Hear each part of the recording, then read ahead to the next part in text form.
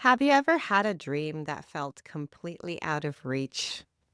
Something you really want to do, but you're not sure how to make it happen? Maybe it was studying abroad, or applying to grad school, or changing careers completely. These are goals that sound exciting, but they're also a little intimidating, especially if you're the first in your family to do them. Well, on today's episode, we're going to be talking about just that. Welcome back, everyone, to another episode of the Grad School Femtoring Podcast. This is your host, Doctora Yvette.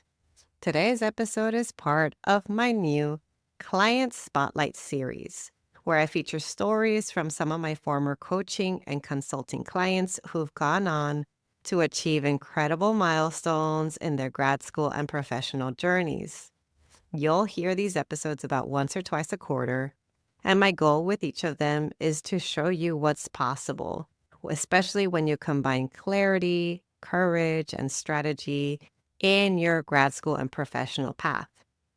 This week's Client Spotlight features Stephanie Sanchez, a graduate admissions consulting client of mine who worked with me one-on-one while applying to master's programs abroad. Stephanie is now a postgraduate student studying international migration and public policy at the London School of Economics. She recently transitioned from the nonprofit sector to academia to seek more impactful solutions that help immigrant communities overcome barriers.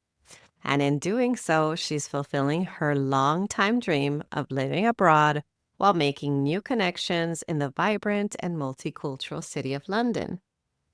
In this conversation, you'll hear how she transitioned from nonprofit work to go back to grad school, how she strategically researched programs and funding options for studying abroad, how she's overcoming imposter feelings when it comes to her writing, and especially in relation to writing her personal statement, and also how she benefited from consulting support to organize her application process and stay accountable.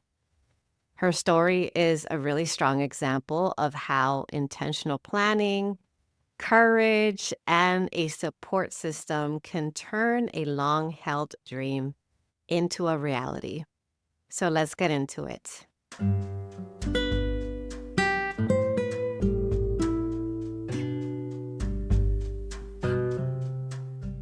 Welcome to the award-winning Grad School Femtoring Podcast, the place for first-gen BIPOCs to listen in on inclusive grad school stories and learn about personal development and productivity tips.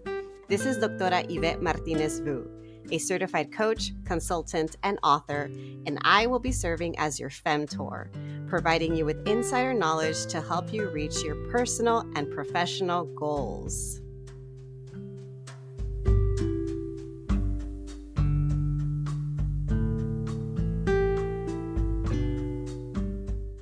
Today, I am bringing up a highly anticipated topic on applying to master's programs abroad.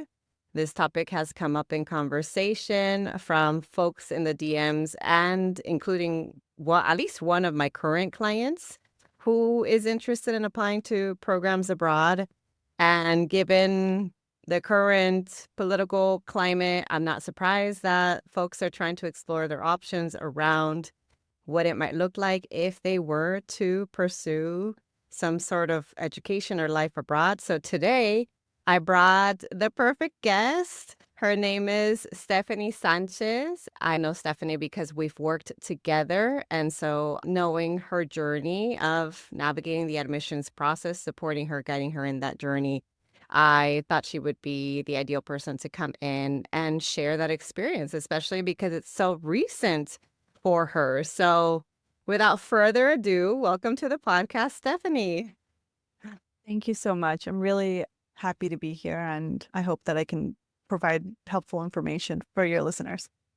Definitely. I know you will. Yeah, let's get us started with sharing a little bit more about you and what inspired you to transition, as you said in your bio, transition from the nonprofit sector to pursuing grad school abroad.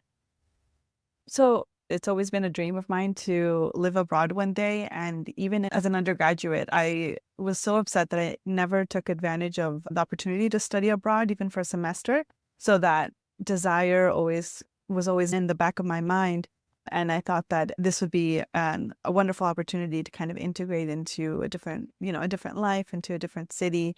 And pursuing graduate studies was the best avenue to do that and have something to walk away with, not just living abroad, but something I can actually take with me into my, career, and as a fulfilling kind of wish that I get to fulfill again. Yeah. Was there any specific moment or catalyst that led to you being like, okay, this is the year I'm finally going to apply? Yeah, so I actually, when I worked in a nonprofit for a couple of years, and I worked directly with migrant community.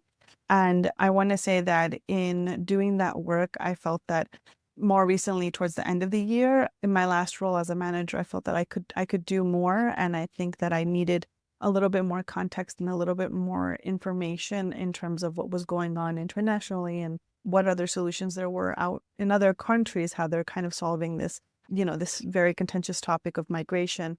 So I really, as I was moving on in my role, I wanted to take a step back and really see, what else was going on kind of in the world, and how I can broaden my horizon to learn more and really research this issue of migration and hopefully make an impact in the community. Yeah. What I'm hearing you say is that it sounds like you got at a point in your career where you were trying to figure out, okay, what comes next? I've gotten this far. What comes next? And you also desired greater impact. And that combined with your desire for wanting to live abroad led to this like more global perspective of like, okay, let me see what I'm doing and how can I see what's happening outside of the US as well. And I'm curious because a lot of folks who tell me they want to go to grad school abroad or they want to complete a master's degree abroad, they get stuck at the early stage of choosing a country. Even that stage is really big and overwhelming. So I'm curious, how did you choose a country or a set of countries to apply to? What drew you to London and specifically the London School of Economics? And in other words, I want to hear a little bit more about that decision-making strategy when you were looking into programs. What came into play?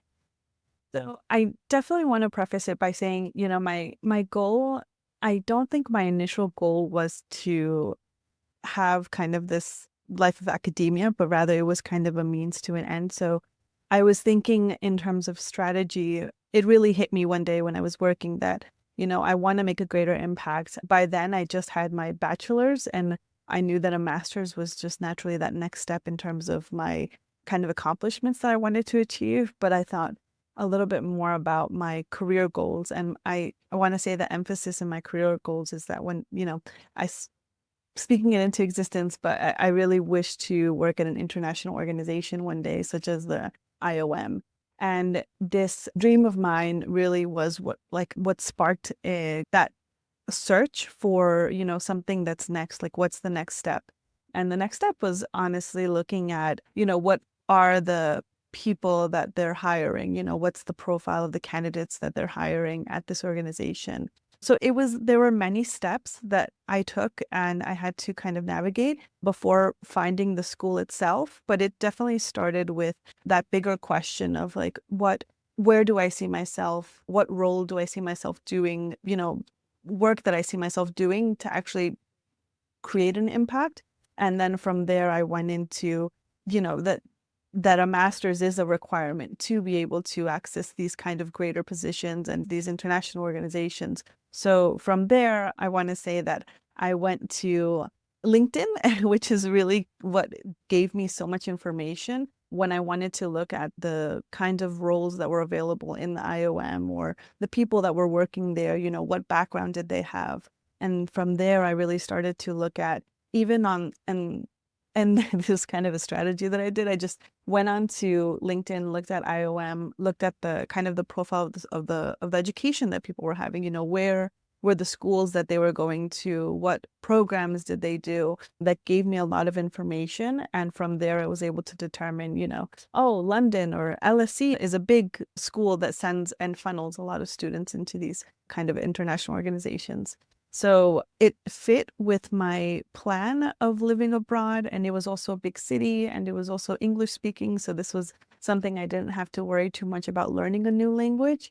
So this kind of fit a lot of my own personal criteria in terms of making sure that, I was able to be in a big city that I knew would also have a rich history of diversity, and it has a big also immigrant population. So I want to say that London really stood out as one of those key cities that really met kind of all of my own personal criteria, while also offering a school such as LSE that I could go to and also meet kind of my career goals. So it was like a little bit of a long-winded way of saying that I really started in kind of evaluating what I wanted to do in the long term, and what those steps were so that I could kind of reach that long-term goal of mine. That's a really smart, very strategic way to go at this. And that's what I would also recommend when I work with folks. I always start with, okay, so what do you want to do? At the end of the Mhm. day, like, where are you headed? What's your long-term goal? And sometimes they don't even have to go to graduate school. And that's why we start there. Start with the long-term goal and then work backwards from there. So I love that you started with your long-term goal. This is my dream. I've always wanted to work for this type of organization. And then you went to look at folks who have that same career and took a look at their training. So what is their background? What are they doing? What have they done to prepare? Very, very smart. And that makes a lot of sense because that's giving you a pathway. You're like, okay, they did it this way. That means that that's possible. So that means that maybe I can do something similar. So that led you to London. But it's interesting too, because then you also had some other criteria that you were looking for. So one of them was ideally a place that was English speaking, so you wouldn't have a huge language barrier. I have had someone else on the podcast talk about pursuing a master's degree abroad. This was a few years back. And in his case, he's multilingual, but he was studying in Germany and still learning German. So that was a really rough process because the program was fully in German.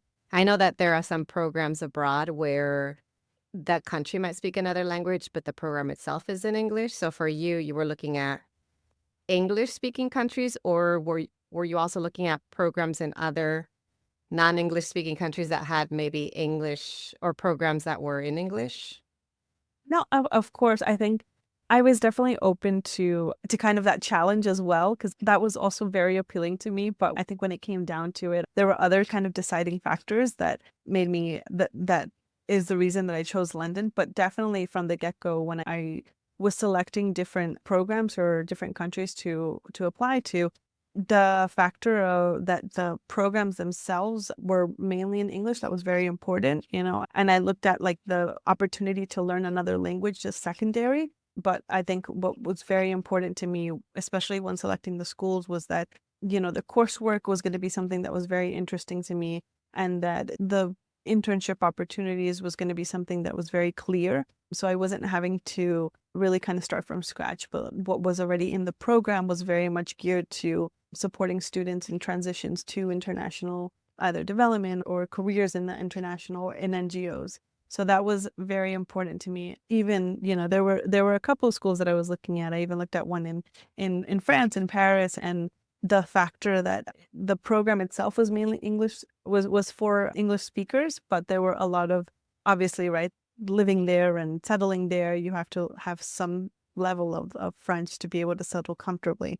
And I also looked at a program in Geneva, and, the local language there was also going to be something that was attractive to me. But I think when it came down to it, I had to kind of pick like, what do I really want to struggle with? Like, I'd rather focus my time more on the actual program, the content, and the networking than having to really worry too much about making sure that my language skills were adequate. That makes a lot of sense. That it was like Language was a big piece of it, and you also mentioned the relative diversity of the city, the size of the city, the immigrant population in the city makes a lot of sense given your work and what you want to do. But then you also mentioned coursework and internships.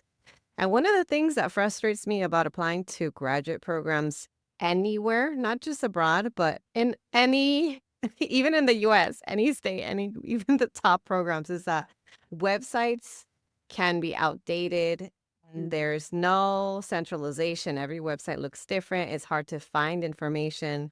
Were you able to find this information solely online, or did you have to get a hold of people to find out more about this coursework, internships, and the other key pieces of your search? I did a lot of digging, I want to say. I did a lot of digging, but I honestly, that was really, really, really, really, like I cannot emphasize enough. It was really important to dedicate a lot of time to kind of read the coursework, the more importantly, the core courses that were going to be offered in the program because this master's, it's an investment, right? It's an investment of time, it's an investment of money. And that was one thing that I didn't pay too much attention to in undergrad is, looking at, I like the name of the title and like kind of what the promises were, but really seeing what the courses were and whether they aligned with my interest and, what I was going to be spending a majority of my time doing was very important to me. So when it came down to, I want to say, selecting the programs, I spent a lot of time going onto their websites. Luckily for the schools that I applied to, they were very transparent as far as the core courses and kind of gave a general description of what kind of the expectations were and also the content was going to be. It didn't go into too much detail as far as like assessments, but it did give, even a list of readings that the courses would go into or use to help guide you. And I use that as kind of my indicator, like, oh, does this book sound interesting? Does this title sound interesting? Based on the course description, is that something that really, really interests me? Or is it more just of is it something that I can kind of Google or listen and learn from a podcast? So for the courses that for the programs that I selected, I spent a bit of time and really kind of broke it down a little bit because it's its own kind of research to look at what the website provided. And usually for my courses, they had kind of links to show you the curriculum and as far as maybe the core content. And then from there, I took like other days to just kind of sit down and read through what the content would be. That's a lot. That's a lot of information to be combing through. And this brings up another question that comes up a lot as another obstacle or another Mhm. barrier to applying, not just to programs abroad, but just to grad school in general, which is the problem of how do you stay organized? How do you stay Yeah. motivated? How do you get this done if you're a busy student or a busy working professional? I know you were working at the time and balancing work and your other responsibilities. So I'm curious, what did you do to help yourself stay organized or stay more motivated? So it was definitely a mix of things, a big, and just to kind of add a little bit back to the last question about the courses that I wanted to make a mention of is the informational interviews that you can do with students that took the courses. That was very helpful. And even asking them, what courses they were most excited about, what courses they would rather have skipped or not taken. That also provided a lot more insight into, what would be fun to kind of attend to and what would really be interesting. But in terms of staying organized and motivated, it was definitely not easy because you mentioned that I was working full time and it took up a lot of time like on the weekends and the evening times to get stuff done. But I want to say that I'm very much a person that, needs that accountability factor. So, that's where I tried to bring in my family, my friends, in terms of telling them this is something that I wanted to do. This is something that I want to achieve. So I was welcoming them to ask me questions if they, and my dad every now and then would ask, how's the process going? Or are you still working on this? And that really helped me be grounded in that if I want to get things moving, like I have to be the one to do it. And I even, I bought resources. So your book, full disclosure, right? Your book was very helpful to kind of guide me. I'm very much a person that really needs kind of instruction in that sense. So what timeline can I make for myself so that I have a clear understanding of, when I need to get things moving, or am I on track, or is there something I could be doing now so that it doesn't feel so stressful when the deadlines hit, right?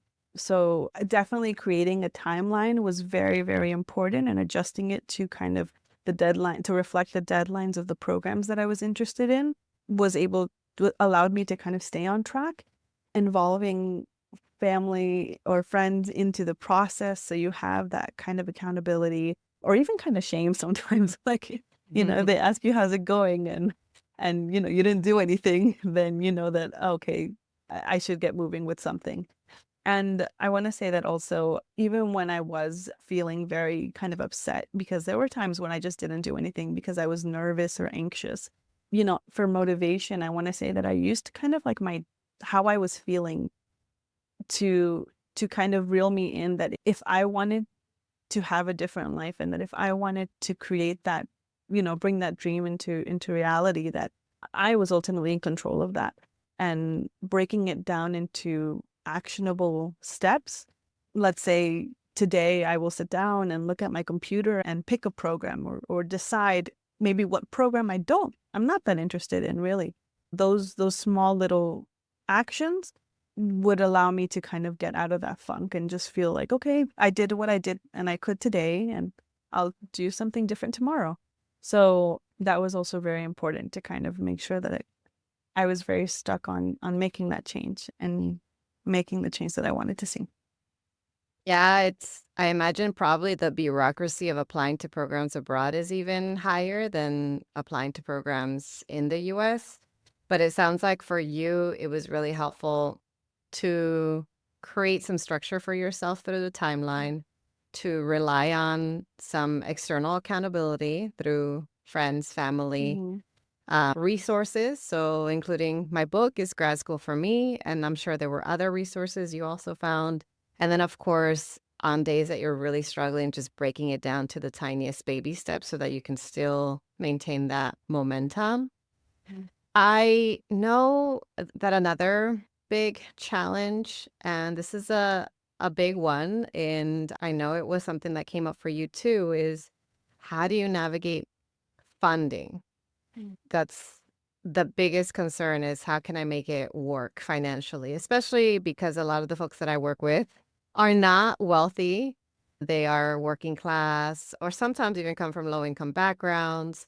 And so I'm curious about what your approach to learning more about funding, what that looked like, and any advice you have to share with others who are most concerned about this part. No, I mean, I definitely share that sentiment, in the sense that I was working when I even, thought about applying, and I knew that feasibly I would have to fund this kind of program for myself. And I also started to look very early to see what opportunities there were, namely looking at Fulbright, which is, can fund masters. Even asking a little bit in those informational interviews what people used, or if there were any smaller funding opportunities that the school had, where I could kind of apply early along with my applications, because that's very important. In my experience, when you applied to the actual school, submitted your personal statement, recommendation letters, they oftentimes will ask you if you want to submit a letter for financial support. So having that, or making sure when you check the requirements, or even you create an account and you start your portal, it's important to check early on if that's going to be an option for you to apply for financial aid for the program before the deadline, or at the time of the deadline. So especially for those programs that they start in a year, sometimes they want those statements for financial assistance in early, so that they can let you know if you will be receiving financial aid at the time that you receive your decision. That was what I was experiencing there. Wanted to ask a quick follow-up related to what you just shared. So you said that some programs may provide financial aid, and they ask for this letter of support, a letter of financial support. I am assuming that most of your deadlines came up in the fall. Does that mean that that letter for financial support came at the same time as your deadlines, or was it earlier than the deadlines? It came at the same time as the deadlines. So, it was definitely something that I submitted along with the actual application.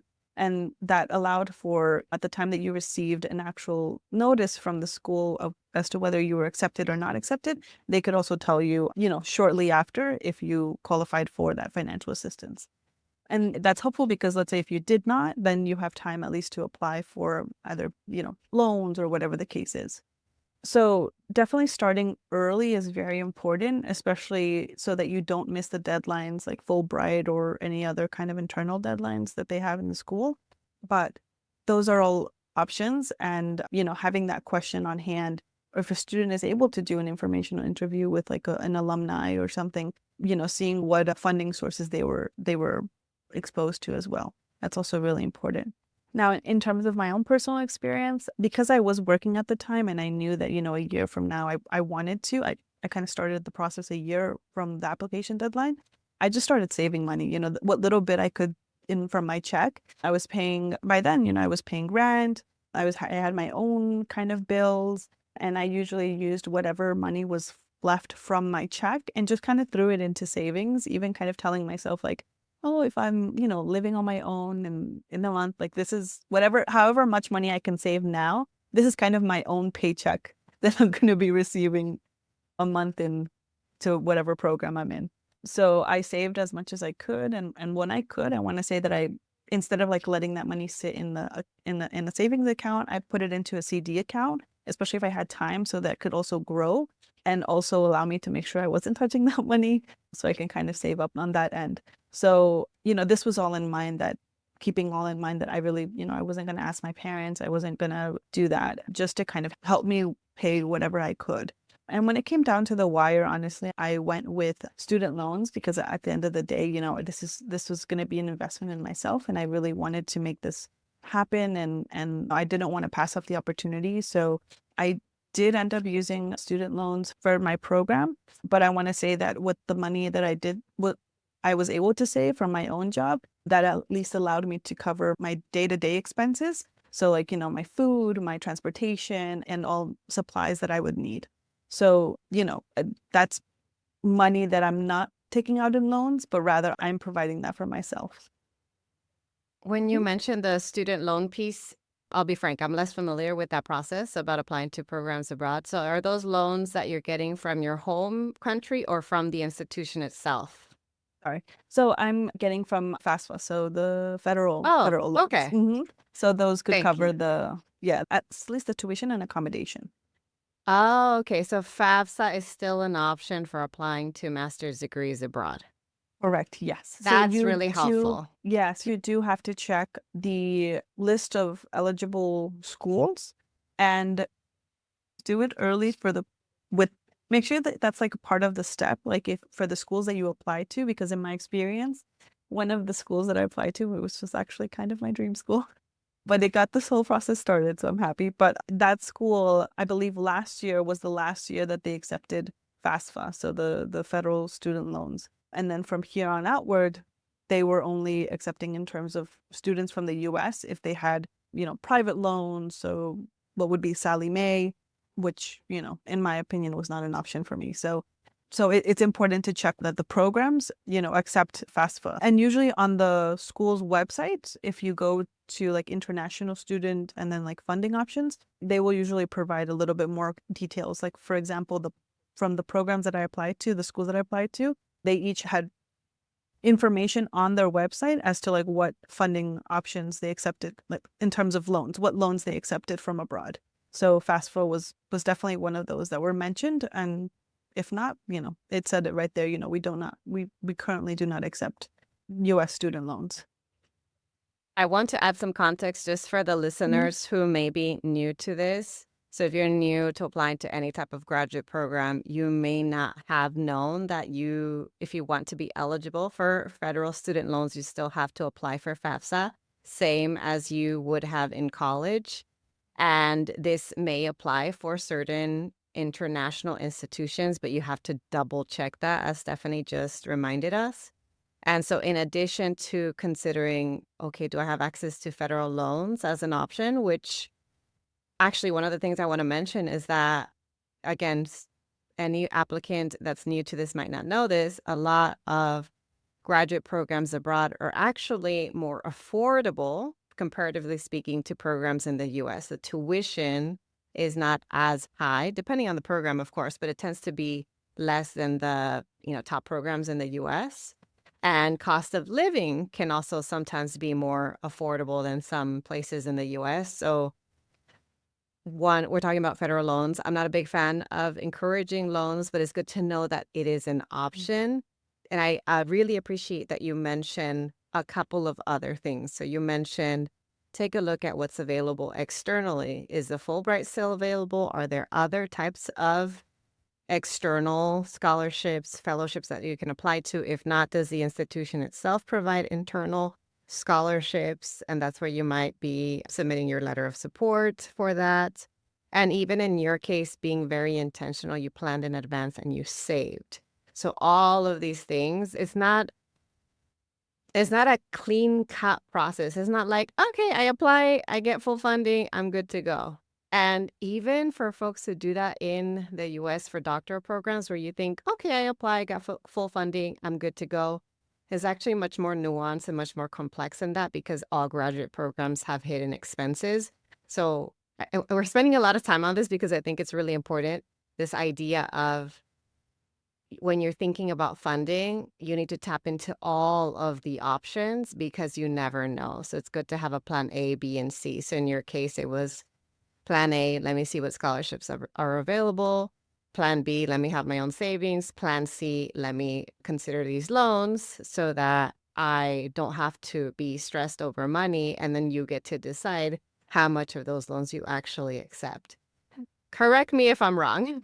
No, and it's worth. I also do want to note that one also big factor for choosing LSE was that it's a 1-year program. So in terms of myself, my ability to be able to kind of fund my own expenses, I thought that while I take out loan for tuition and accommodation, but I know that I can kind of fund my own kind of living day-to-day expenses for 1 year. So it felt, 1 year.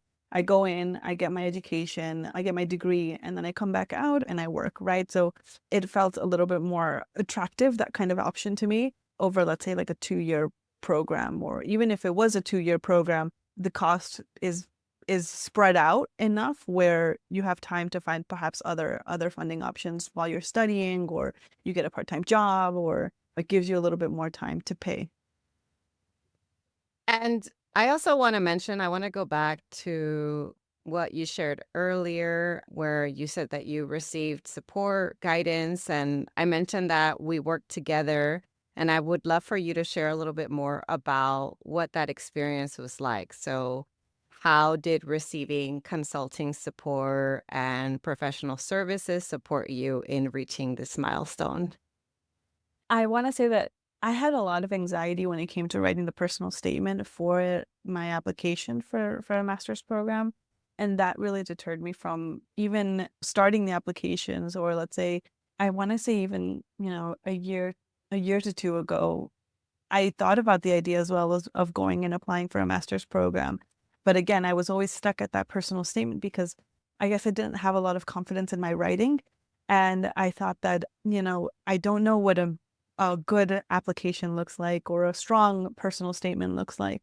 But I gained a lot of the kind of confidence in my work history that said my work history is very relevant to what I'm studying. So, maybe I just need somebody to help me write that story.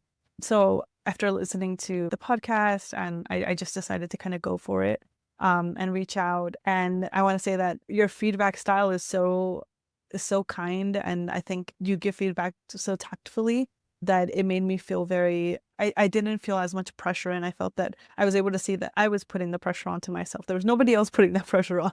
It was just myself. And it was, I thought that in our meetings, being able to say from here until the next time we meet, you should have, at least like half of the essay or half of the personal statement written, or, write whatever you can. And then the next time we'll kind of organize the ideas together. And it was a really good way to get started and not get so stuck in having every sentence be perfect, but rather, get something on paper and we'll refine it and we'll find the story that we want to tell. So having that was very important to me to get things started, but also having those dates, as we move along in our sessions, I'm going to see progress because now I'm committed to making sure that I progress and I'm advancing. So the counseling sessions was definitely important to make sure that I stayed on track with my goals. And if I treated, this application like a project, like I had my deliverables that I'm going to come out with a personal statement. I'm going to come out with maybe 3 application portals done or opened or started. So there were very tangible results at the end of the counseling session that I knew I needed accountability to get those done. I appreciate you sharing that the feedback style, you said kind but tactful. And I also appreciate you sharing that I like to just meet you where you are. So if you don't have the full draft, we'll just work with what you have. And that really, it's a collaborative process, right? But you're in control the whole time.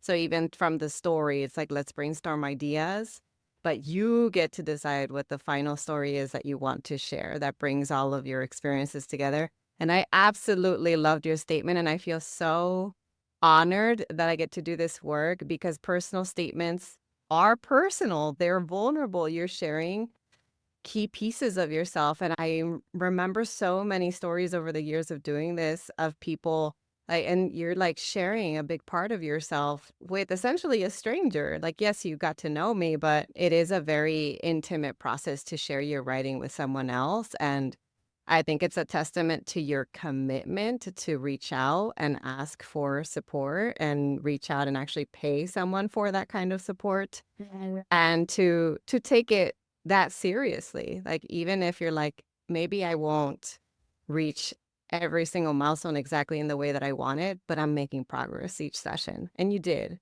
And then to leave you with, okay, you've got all of your deliverables. Now it's on you to click submit, to tailor them further and click submit. And you did it, right? Again, you did it. So it's just so gratifying. I'm so grateful.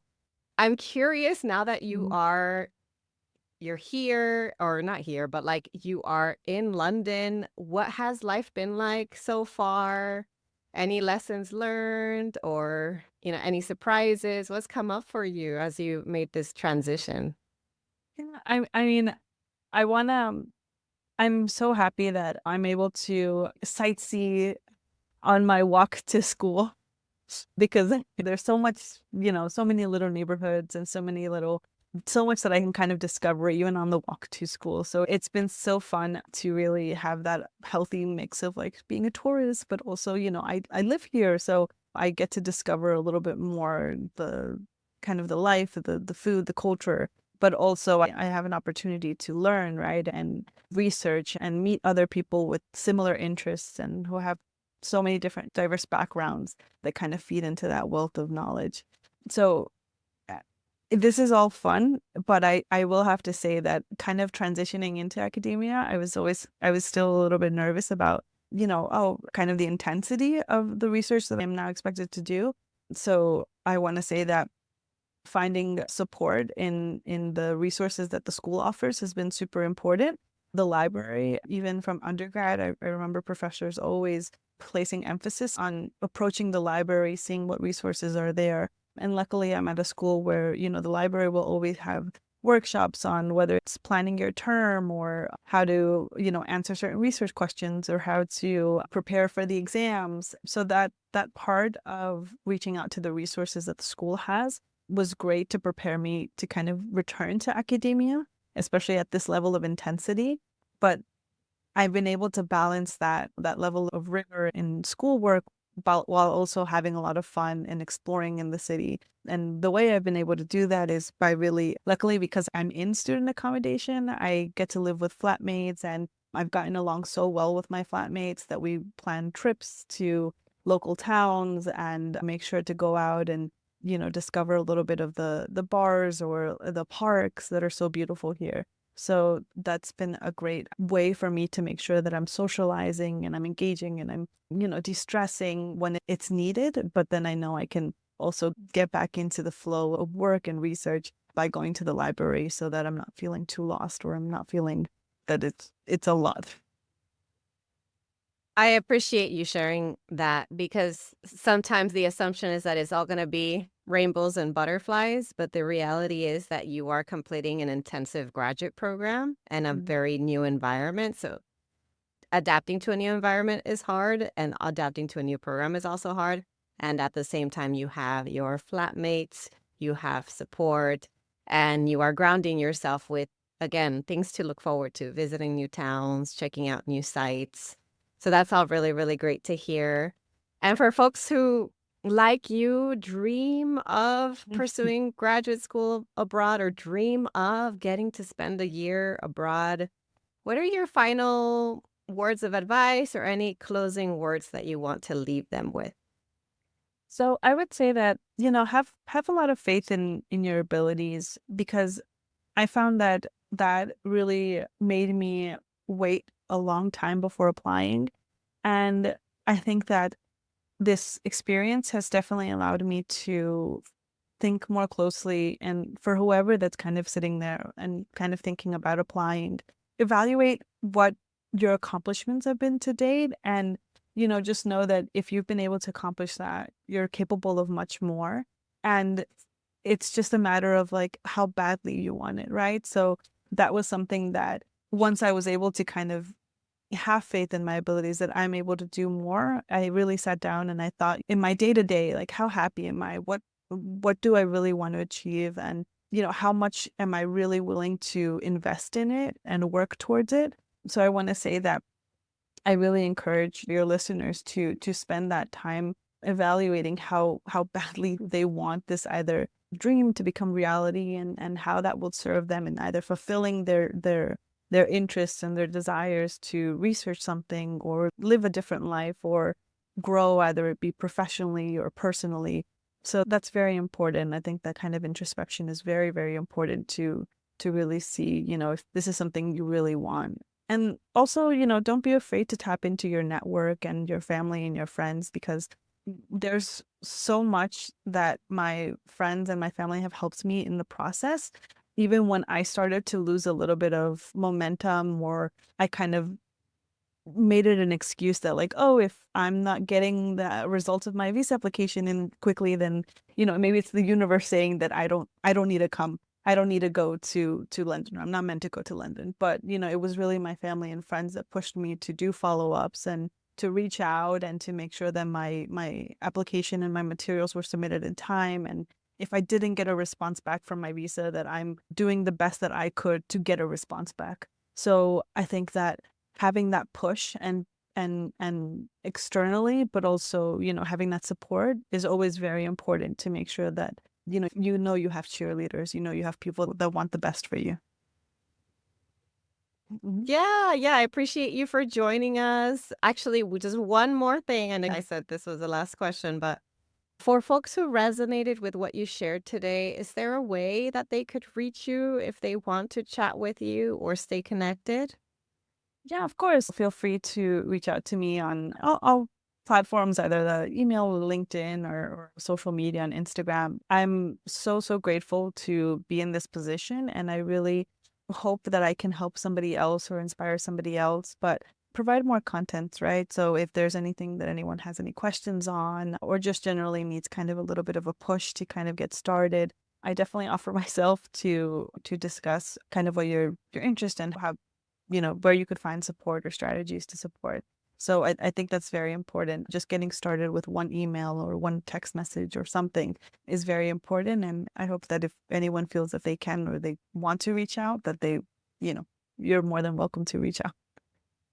Thanks again, Stephanie. We'll make sure to leave a link in the show notes so that if folks want to stay in touch via social, they can do that.